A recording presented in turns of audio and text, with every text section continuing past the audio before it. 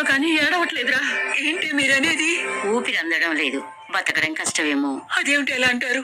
వాడు ఈశ్వర ప్రసాదం. నాకు లేక లేక పుట్టాడు. నా బిడ్డ నాకు తీసుకొచ్చిచ్చేయి. నా బిడ్డకు అలా జరగటానికి వీల్లేదు.